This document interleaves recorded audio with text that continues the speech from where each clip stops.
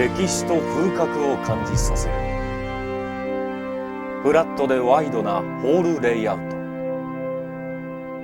首都圏に近い立地ながら松林に囲まれた自然豊かで広大な風格のあるコースとして長く親しまれてきた。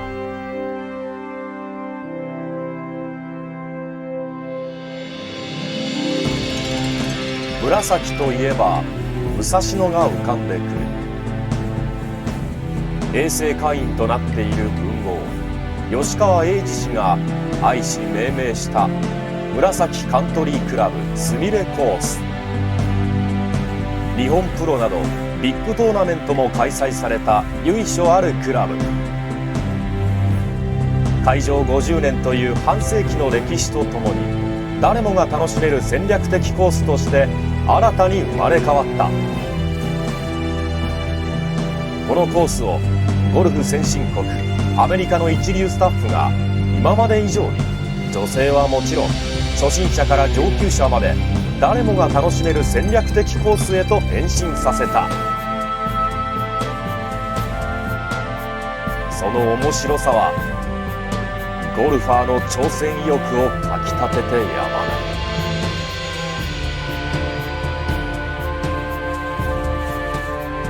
それがここ紫カントリークラブすみれコース。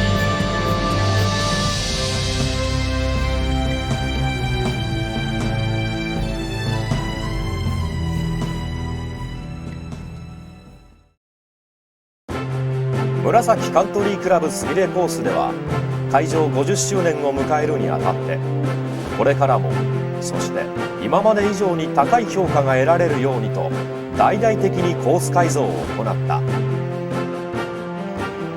今回の改造にあたって元全米ゴルフ場設計家協会会長のダミアン・パスクーツォ氏と US ツアーで活躍するスティーブ・ペイト氏によるユニット 2P ゴルフコースデザイン社がコースを設計。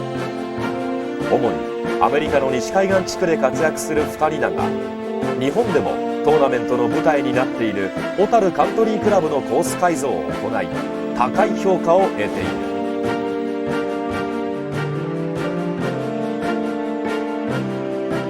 大改造における設計コンセプトとは。Well, when we first visited Murasaki, we could see that it was already a very good golf course, but it needed some updating to keep a pace with modern equipment and modern players.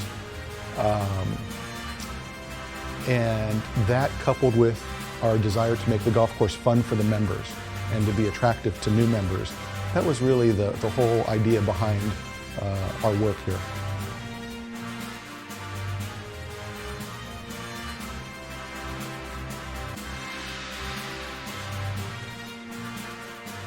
Well, today with modern players becoming bigger, stronger, more physically fit, and you have equipment that is more forgiving, balls go farther, they don't curve as much, off-center hits don't curve as much, they go farther. It's really difficult to get advanced players to hit long clubs into greens if they're just allowed to hit driver off every hole without giving them much thought. So the idea out here is to get players to use virtually every club in their bag.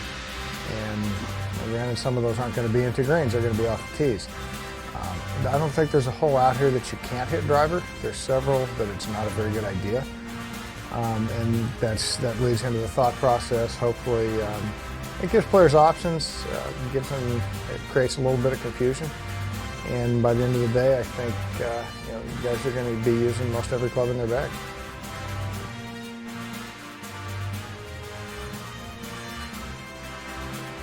On this phase of the project, we focused on remodeling the tees, greens, and bunkers. And with the golf course having 2 greens, we spent most of our time on the A greens. So the members will find that the bunkering is a little more strategic. The greens are probably a little more undulating. When we're all done and we've remodeled the B greens, the members here will be able to play 2 very different golf courses, and they can pick and choose which green they'd like to play to.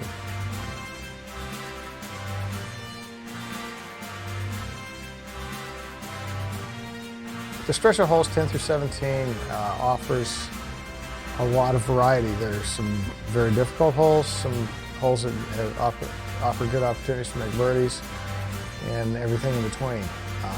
The pin placements on the greens, because of the shape of the greens and also because of some trees that are near the greens, really makes you be specific in where you target your tee shot.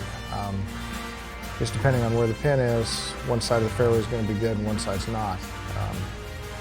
And if you can target your tee shot properly, then you open up all kinds of opportunities for yourself.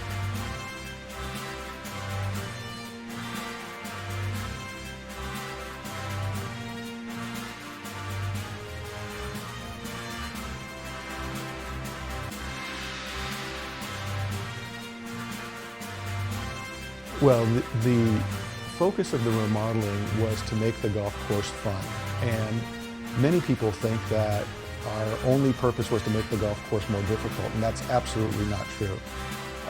We wanted to put a lot of strategy into the golf course, make golfers think about the shot they need to hit, and part of that has to do with the greens. The old greens pretty much all sloped from back to front. In the remodel, we've put much more undulation into the greens, and now the players, the members, will find that the greens sometimes fall to each side or fall even to the back. So one green might break 3 or 4 different ways.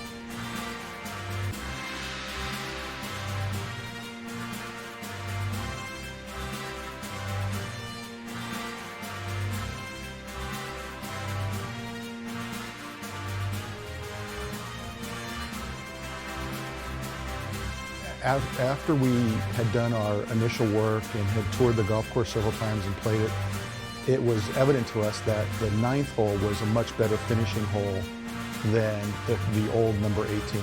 Old 18 was a short par 4 and it wasn't very memorable. We think it's important that players leave the golf course having finished on a very memorable golf hole. So we decided to switch the nines so that we would finish on the old number 9, which is now new 18.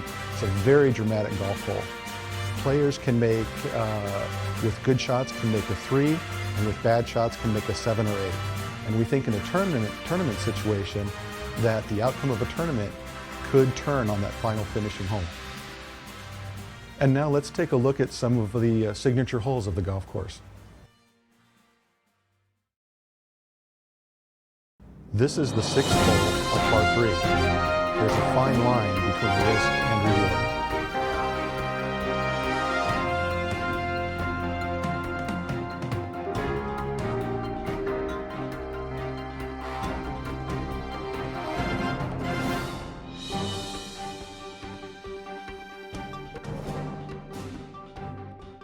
We're standing on the 6th tee at Murasaki Country Club. This is one of the 2 shortish 3 pars on the golf course. This is the short one on this side. The 6th hole has a major new feature, which is a long lake that runs parallel to the green. Both the green and the lake are at a slight angle, and the players are going to have to be very careful to look to see where the flag is located that day on the green. If the flag is up front, it could be 1 or 2 clubs shorter. If the flag is in the back, it could be 1 or 2 clubs longer. The addition of the lake has made this a very strategic hole, and I think it'll be very enjoyable for the players. The difference being on this 3 par is that there's water right next to the green, short, and all the way around the left side. The key to playing this hole safely, obviously, is favoring long and right. You're going to make par from there, maybe bogey, but the key to playing this hole well and making birdie is you have to take a risk and try to hit it close to the hole, because and if you do that, you're bringing water into play, and you do need to hit it close because there's more slope on this green than some others. The majority of the green slopes from right to left, so if a ball is moving to the left, it's going to keep moving towards the water. But there's also some subtle undulations in the green that segment it from front to back. It is a decision you have to make before you hit your shot.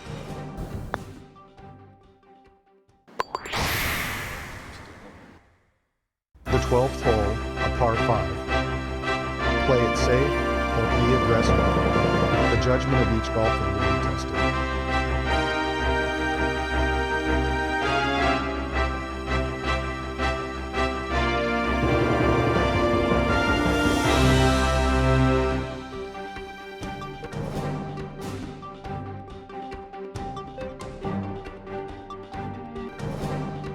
This is the shortest par 5 on the golf course. For many players, they'll be able to reach this in 2 if they hit a good drive. The fairway slopes from right to left, so precision is important. The pond cuts well in front of the green, so placement of the second shot, if you're not going to reach the green in 2, is critical. We're standing on the 12th tee, which is a short 5 par, but just because it's short doesn't mean it's easy. If you can reach the hole in 2, you need to drive it in the right side of the fairway, which is not an easy task because the fairway slopes right to left. Well, I've hit a good drive here and found the fairway, and I've hit it long enough where I can reach in 2. And obviously, there's water short, there's water left, and there's pretty steep banks. So short and left, short or left, is not a good place to be. So if you're going to go at the green, you need to be pretty precise. If you bail out in the right bunker, you have a hard bunker shot, but it's certainly better than being in the water. That's going to be a decision that's hard for a lot of people to make. You know, it adds a thought process, and I think the more people play here, the more they will learn where they want to lay it up to certain pins. The green on this hole is particularly interesting and probably one of my favorites on the golf course. It's perhaps the most undulating green we have. So here again, the player is going to have to analyze where the flagstick is on the green before he hits his approach shot. Okay, this is by far the most severe green on the golf course. It's got 3 distinct sections. You've got the front, you've got the back right, and the back left. But that gets back to why it's so critical to lay up in the proper position to have the easiest wedge shot to get to the proper section of the green. It's a great members 5 par, and I can see if they have a professional tournament here, turning this into a 4 par, it'd probably be the most difficult hole on the course.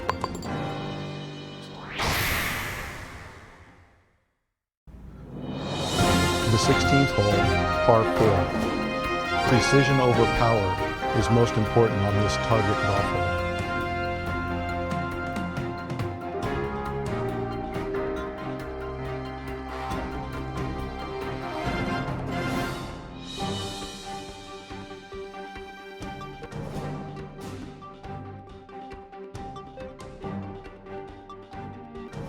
This is the 16th hole is a short dogleg left, par 4. And we extended the tees and we took the back tee and moved it further back. We also added bunkers out at the corner of the dogleg, making it almost impossible to cut the corner over the trees with your tee shot. Although from the tee it may look overwhelming, there's plenty of room out there for a well-struck tee shot. Standing on the tee, the obvious way to play the hole is to the right of the fairway bunkers that you see on the left side out. Personally, I don't think it's worth the risk, but it's an option and it's fun. And the green here is very small, so you really need to be in the fairway for an easier second shot. This is a hole that requires precision, so I have to go over these trees, which isn't a huge deal. But if I hit a tee shot, if I hit it here, I've either hit the wrong club or I haven't hit it solid. I hit it on the exact same line another 25 yards and I've got it wide open. So that just kind of goes to show the precision that required on the shot. The 16th green is a slightly smaller green, and it's what we call a plateau style of green. The green is surrounded by bunkers, making the approach shot, a precise approach shot, very, very important. There are some undulations which divide the green into smaller sections. So to make a par or birdie, you have to hit the ball into the proper part of the green. This hole is sectioned off into 3 distinct sections. The front left and front right are kind of subtle. The back is pretty pronounced. Again, the hole's all about precision. If you want to have a putt that you can make, you need to hit it in the right portion of the green.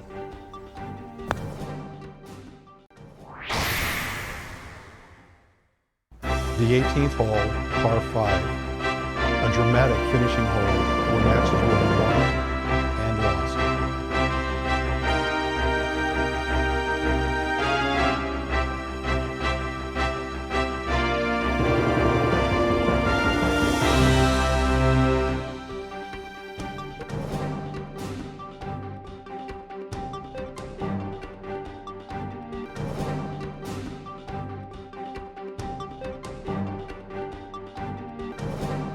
I think the 18th hole at Murasaki could be one of the most talked about finishing holes in Japan. It's a very dramatic finishing hole. It starts with a tee shot that comes between out of a chute of trees. We took the back tee and extended it further back, but we also put in 3 fairway bunkers in almost a triangular pattern in the fairway. 2 fairway bunkers on the right, 1 on the left. So it's very, very important that the players hit the ball in the fairway to get off to a good start on this hole. Well, the fairway is not small. If you miss it, you're in a bunker. And the best layup, if you can see, there's a tree in the center of the fairway about 100 yards from the green. The best layup is to the right of that. It's a harder shot. You've got to fit it between a grove of trees on the right. That'll leave you a much easier third shot, or you can take the easy second shot and have to shoot across the bunker towards the water. You know, and if you're going at the green in 2, if you miss it to the right, there's a really good chance it's going to go in the water. So there's a lot of things that can happen on this hole. It will lead for a fun and exciting finish. The heart and soul of the 18th hole really lies in the second and third shots to the green. Depending on how a player approaches the green with either second or third shot, they're going to have some different results. We have if you come in from the right, we have a long swale approaching the green, and it gives you the best angle because the green slopes from left to right towards the lake. If the player decides to come in from the left side of the fairway, they're going to have to contend with that green falling away from them and hit a very precise shot so that they don't end up in the lake. If you can't reach the green from here, you got a lot of options. You can see the flag just to the right of the green. It goes down slope into the water, so it's a dangerous shot to try. There's a lot of risk. There's a lot of reward. And if you bail out to the left, that bunker is pretty deep, and you're aiming right at the water from that bunker, so it's a difficult shot. If you want to lay it up, the best layup is to the right of this tree that you see in front of us, and then you're just pitching right up the green. So you have a lot of choices on what to do from here. And depending on how much risk you're willing to take, there is a lot of reward for pulling off a good shot, but there's a lot of punishment for not. We thought about all different types of players who would come to the Sumari course to play. And the remodeling effort was focused on women, beginners, seniors, as well as advanced players. The placement of every tee, the placement of every bunker, the shape and design of every green was well thought out to accommodate and to make the round of golf enjoyable for all of those different skill levels of golfers. So people coming out to play golf, they play the right tee, think about every shot, they'll have a very enjoyable day at the golf course. The golf course was designed for players of all ability levels, so everybody can enjoy it. You don't have to be a power player, you don't have to necessarily be a dead straight player. You don't have to hit it high, you don't have to hit it low. Players with all different types of games can get around this golf course. And also a good thought process would be helpful, how you plan to attack the golf course, so it will never get boring. Members can play it day after day, week after week, year after year, and never get bored. A course you can come and play every week, a course you'll never get tired of. That's the Murasaki Country Club Sumire course.